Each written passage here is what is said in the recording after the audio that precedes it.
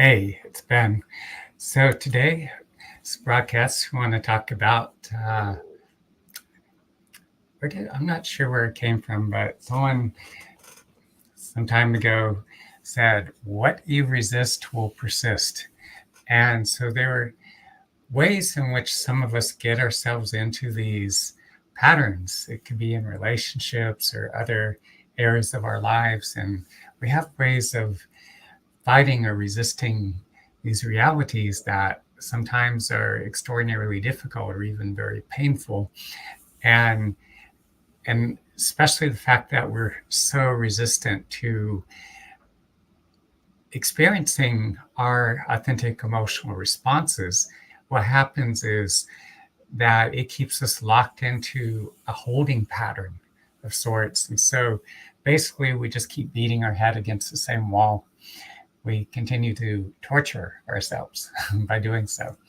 So, in my case, growing up, there's, as I mentioned before, a lot of crazy dysfunction, physical, emotional abuse.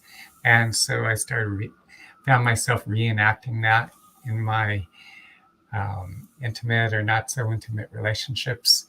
And more specifically, I would form attachments to women who were, in many instances, disinterested, unavailable, just not in any way a good match. Some were quite hurtful too, said and did things that were very hurtful. And I had such a powerful emotional attachment, especially those of us who struggle with what they call anxious attachment style, where we carry this deep emotional wounding. And so what happens is, because we hold all this pain, this emotional wounding inside of us, we end up projecting that onto those individuals that we form attachments to. And it just creates a big, tormentuous, is that a word? Mess. And it just gets drawn out and, big drama that just often keeps repeating itself. And so when that would happen, the biggest problem I see was that in many instances, I would form these attachments and I would keep trying to make the relationships work. Now, if I started to see someone and the relationship started to fall apart or something, I would be trying to fix it. Or maybe if I felt some strong attachment and I wanted to be with someone, then I would just keep trying and trying. But underneath that, and the reason we form these kind of attachments is because we've internalized all this intense emotional pain. And so that has a way of creating these like distortions. It distorts our internal foundation through which we would form an attachment to someone else. So I'm seeing through these like distorted lenses or filters, and a lot of it was just projection on my part. But the fact that I was holding all these painful emotions, in many ways I had disconnected from a lot of these emotions. They were held in my body. I was very resistant to going there, to experience, to feel my authentic feeling responses. And so when we do this, what happens is those emotions that we're so resistant to feeling, where we don't want to go there, we don't want to be vulnerable, we don't want to face reality and feel what it truly feels like. Again, there's this projection. I'm seeing through that projection. I'd form those attachments. And the other problem that happens too is that all of those powerful emotions, that when we're not feeling them and we're not processing those emotions, they keep us, again, locked into a holding pattern that prevents us from, normally, if someone doesn't reciprocate our interest, or if relationship does dissolve, when we're able to experience our authentic emotional responses, and we can process and we can digest our emotional responses, there's this sorting through things.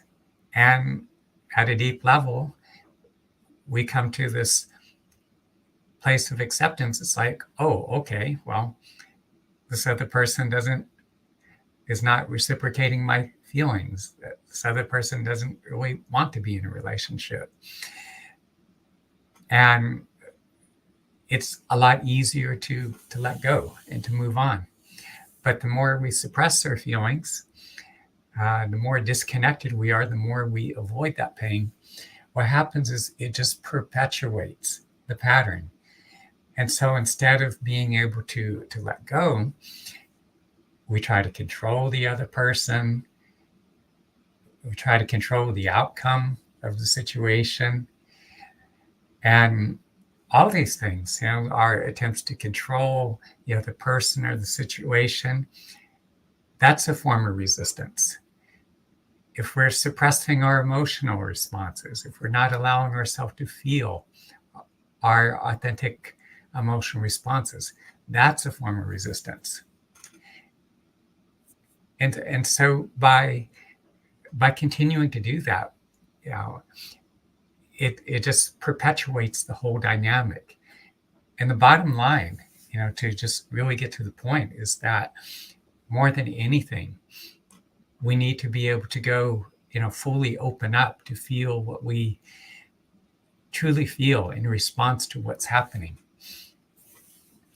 And a lot of times, those of us, say, if we were neglected, if we suffered abuse as a child, because we had limited resources to cope or make sense of what we were dealing with. And so we learned in our very early age, these like crude coping strategies. And so we just kind of disconnected, and sometimes we became a little more disembodied. We would drift off into fantasy. We didn't really develop that. We weren't in a safe environment that would encourage us to show up more fully present and to feel comfortable, safe, and secure in our bodies. So we tended to go out more, to dissociate to varying degrees. And so with that, even as we grow into adolescence and adulthood, we tend to form more of these fantasy bonds or attachments. And so often,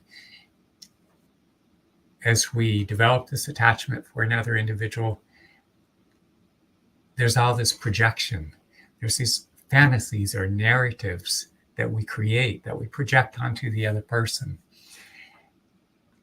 We operate with these assumptions that we're meant to be with this person, or that we're soulmates. And we come up with all these rationalizations like, oh, if they can just see, that if they just recognized, that something, that we're meant to be together, that we have these qualities, if they would just give it a chance or whatever. But in doing so, the problem is that we're not acknowledging reality as it is. We're not facing the facts. And that's so crucial. What I have found is that, before, I would keep trying to make the relationship work, and there would be the ruminations, which is also very commonplace. We're continually thinking obsessively about this person, about the whole relational dynamic playing out between you and this other individual. And then we end up talking with whoever we can get to listen to us. And even the rumination, the talking, it's an attempt to make sense of it all. Even that is an attempt to resist or control, have some measure of control. It's a resistance to the pain that we're experiencing. And so I had to teach myself when I would get caught up in those dynamics to acknowledge what was happening, to break out of the fantasy, break out of those projections, those narratives that were just something that I had concocted in my head at the time. And it's like much of this operates from our subconscious anyway. And so even without your making any effort, you have these like, it's like all these fantasies are just playing out in your mind. And then in response to the fantasies, then you go in with your conscious mind, you're constructing these whole narratives and what it all means. And yet that's not reality. At least it's not the reality here on planet Earth. It's just something that's constructed within your mind. So in order to break that pattern, I found that it was important for me, and if you're struggling with this pattern too, what I had to do was acknowledge the factual reality, what was and what was not occurring. During those times, it was like, I'd have to say like, okay, well, something to the effect like, she's not here. I'm here by myself, and she's off wherever. She's not returning my call, or maybe she's interested in someone else, or she's with that other person. Whatever the circumstance, whatever the reality, that I would acknowledge, that I don't have that connection that I want. The relationship, maybe if I had been in a relationship and it had crashed and burned or just didn't work out, and I would acknowledge that. And again, the fact that, okay, now I'm alone. And then I'd ask myself like, well, okay, how does it truly feel? And I would bring myself into my body, connecting with the feelings and physical sensations of my body. And I would just force myself to stay fully present with that, dropping into those feelings and those sensations, breathing into them very softly, very deeply. And the more I continued to do that, it started breaking apart or dissolving that whole dysfunctional dynamic through which because this was a pattern that played out for some time, over a number of years, and it was multiple relationships or multiple women that I'd formed attachments to. But as I said, the more that I could just acknowledge the actual reality that was playing out, the factual details of, okay, no, that's just my fantasy over there. Here's what's actually happening. And then I'd again bring myself back to like, okay, how does that actually feel in my body?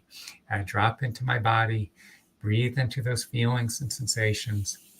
And sometimes those emotions could be excruciatingly painful because we want that person, at least we think we do at the time, so badly.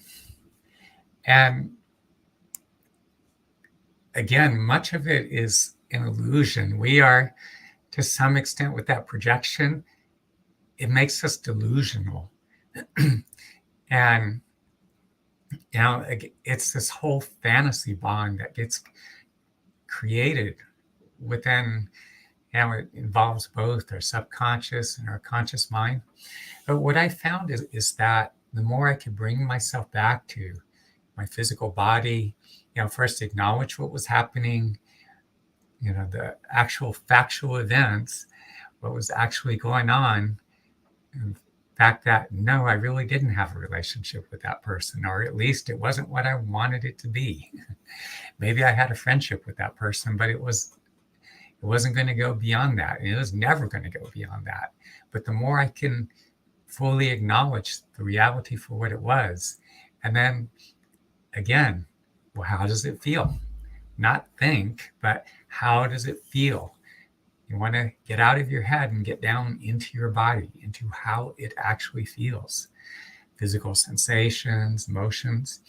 And the more I could just keep doing that, that enabled me to start breaking apart or dismantling this whole dysfunctional pattern through which I was forming attachments. And what I found is that over time, as a combination of doing this practice, plus the fact that for those of you who maybe you're seeing my video for the first time, or maybe you've seen others, but having trained with a traditional Native American doctor, actual medicine man from the Kiowa tribe, part of our training, we go 4 days and nights alone into the mountains with no food and no water. Extraordinarily powerful healing practice. You feel this, just intensely powerful presence coming into my body. Sometimes it's like a near-death experience, portions of my life flashing before my eyes. But those all that convoluted relational drama, that would be coming up. And I could feel the emotions much more powerfully than I did otherwise. It'd be like just opening up that whole infected wound. And I could feel it just being digested and transformed within my body and mind. And I'd come out the other side, and I would feel like much of that unhealthy attachment or relational dynamic, I could feel much of it had dissolved. And so the combination of doing this meditation that I developed, plus going through the vision quest and having that intensely powerful presence work with me, helping me to heal and transform these deeply wounded parts of myself, it had the effect of over time just building this whole new foundation. And over time, as I continued to progress, it was like, maybe sometime I would find someone attractive, but I'd often feel like, okay, well, there's a physical attraction, but there's not much more than that. I could feel like they weren't really a good match. And I would just, maybe feel something there at the moment, but just let it go. I was like, never mind, just move on. And I found too that as I continue to progress, is that when I did have stronger feelings for a woman and began to develop the attachment, then the feelings were much more reciprocal. There's, instead of just a fantasy projection, it was like, as I continued to heal and evolve, it was like there was real substance there. Most of you are not going to go on the vision quest. It's a little too intense. However, those who work with me one-on-one individually, especially if you could work with me one-on-one in person, many people over the years that I've worked with I've witnessed, and they report back to me the same kinds of change or transformation. So if you're struggling with this kind of pattern yourself, reach out to me.